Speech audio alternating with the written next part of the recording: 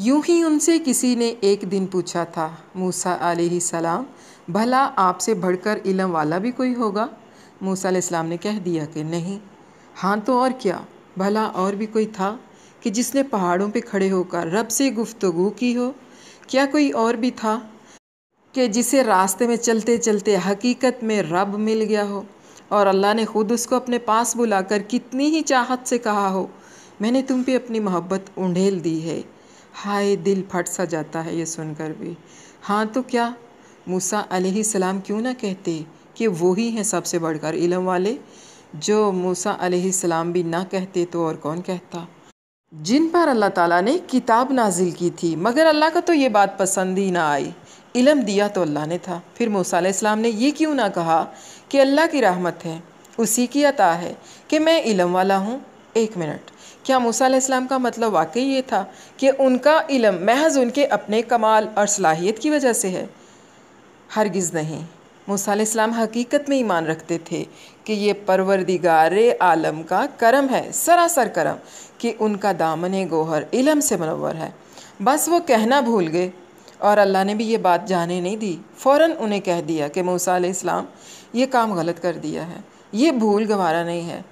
आपने बड़े बड़े प्रोफेसर देखे होंगे, अजीम साइंसदान देखे होंगे, काफ़ी बड़े डॉक्टर, अपने से बड़ा कोई भी, बल्कि हम खुद भी ज़रा पढ़ लिख जाएँ तो यूँ मजाज बदल जाते हैं कि भाई बस हमारे आगे ना बोले कोई, हम तो हम ही हैं, आपको मुझसे ज़्यादा नहीं पता, आप जितने हैं उतने ही रहें।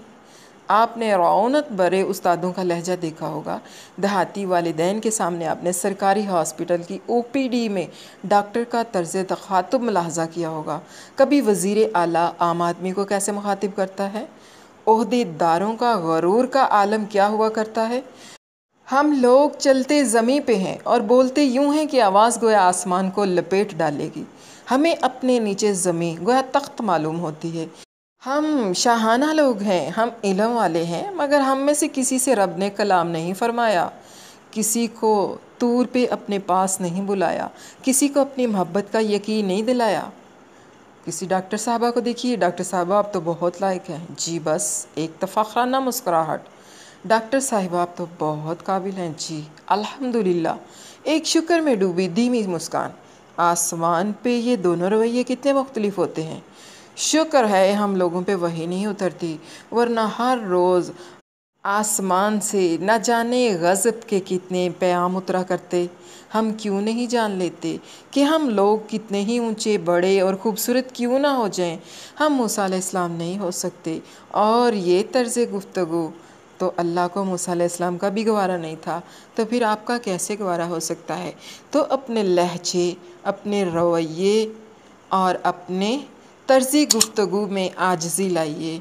अल्लाह ताला को आजिज़ी पसंद है, तफ़ाखुर और तकब्बुर नहीं। अस्सलामु अलैकुम व रहमतुल्लाहि व बरकातुहू।